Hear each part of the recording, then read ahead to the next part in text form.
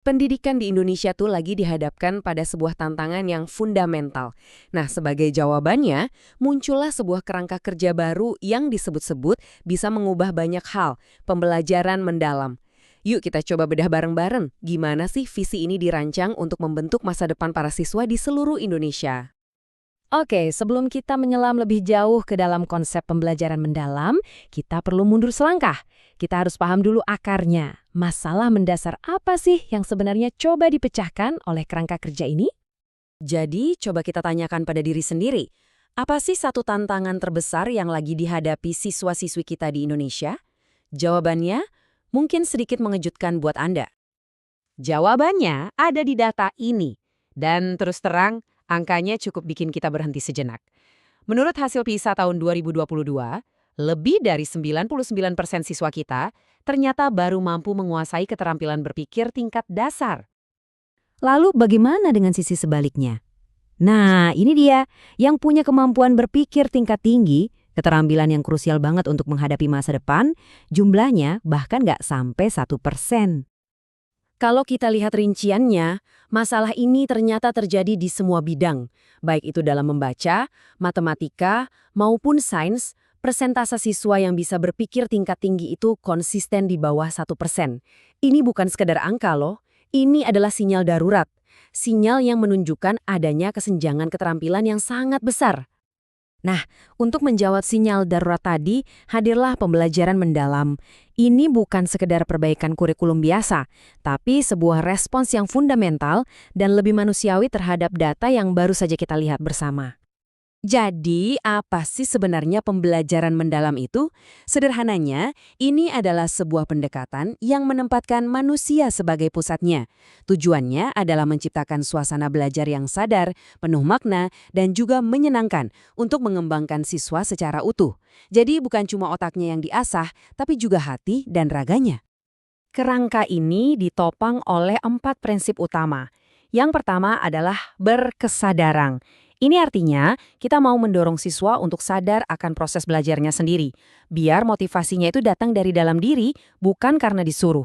Jadi mereka jadi pembelajar yang aktif, bukan sekedar penerima informasi yang pasif. Yang kedua, bermakna. Nah, ini penting banget. Prinsip ini mencoba menjembatani antara apa yang ada di buku teks dengan dunia nyata. Saat siswa melihat langsung relevansi dari apa yang mereka pelajari dalam hidup mereka, pengetahuan itu jadi lebih nempel dan terasa penting. Ketiga, menggembirakan. Ini bukan cuma soal belajar sambil main-main ya, tapi lebih ke menciptakan lingkungan yang positif secara emosional. Sebuah lingkungan di mana siswa merasa aman, termotivasi, dan tertantang untuk mencoba hal-hal baru. Dan yang terakhir, yang menjadi fondasi dari semuanya, adalah prinsip memuliakan. Ini adalah soal rasa saling menghormati, menghargai potensi dan martabat setiap individu, baik siswa maupun guru. Nah, keempat pilar inilah yang menopang seluruh bangunan pembelajaran mendalam. Oke, kita udah bahas filosofi di baliknya. Sekarang, mari kita lihat bagian bagaimananya. Gimana sih kerangka ini dijalankan dalam perjalanan belajar seorang siswa, langkah demi langkahnya? Perjalanan siswa ini dibagi jadi 3 tahap yang logis. Dimulai dari memahami, di mana mereka membangun fondasi pengetahuannya. Lalu, pengetahuan itu diuji di dunia nyata lewat tahap mengaplikasi.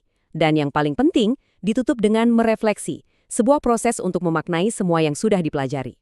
Tujuan dari ketiga tahap ini jelas banget, untuk membawa siswa dari level sekedar tahu menjadi benar-benar paham.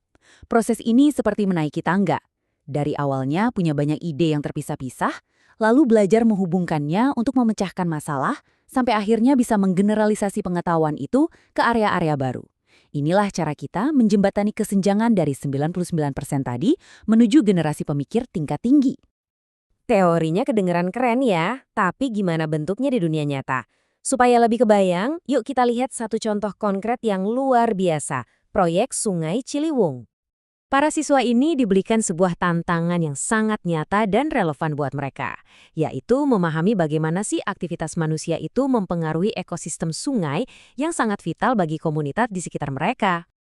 Coba perhatikan betapa berbedanya pendekatan ini. Siswa tidak cuma baca buku, mereka langsung turun ke lapangan. Mereka berkolaborasi dengan para ahli, lalu merancang solusi yang nyata. Mereka tidak hanya belajar, tapi mereka bertindak. Proses ini dengan sempurna menjalankan siklus memahami, mengaplikasi, dan merefleksi dalam satu proyek yang sangat bermakna. Kalimat ini benar-benar merangkum segalanya. Inilah pergeseran kuncinya, dari seorang pengamat yang pasif menjadi partisipan yang aktif. Siswa jadi sadar bahwa mereka bukan cuma mempelajari dunia, tapi mereka punya peran dan tanggung jawab nyata di dalamnya. Jadi, apa sih tujuan akhir dari semua ini? Profil lulusan seperti apa yang ingin dihasilkan lewat proses pembelajaran yang transformatif seperti ini? Tujuannya bukan lagi sekadar nilai di rapor. Kerangka ini bertujuan untuk mengembangkan 8 dimensi lulusan yang mencakup semuanya, mulai dari nalar kritis sampai kesehatan dan keimanan. Fokusnya adalah membentuk manusia yang utuh, bukan hanya siswa yang pintar secara akademis. Mari kita fokus sejenak pada 4 kompetensi kunci ini. Penalaran kritis, kolaborasi, kreativitas, dan komunikasi. Ini bukan lagi sekedar soft skills ya, ini adalah survival skills atau keterampilan bertahan hidup di abad ke-21. Inilah fondasi yang dibutuhkan setiap orang untuk bisa berhasil di dunia yang perubahannya sangat cepat. Pada akhirnya, pembelajaran mendalam itu bukan sekedar strategi di dalam kelas. Ini adalah sebuah ajakan untuk mengubah seluruh ekosistem pendidikan yang butuh peran dari kita semua, guru, siswa, orang tua, dan masyarakat. Jadi, pertanyaannya bukan lagi apa yang harus sekolah lakukan, tapi lebih ke kalau belajar itu adalah sebuah perjalanan, bagaimana kita semua bisa ikut membangun jalan itu bersama-sama?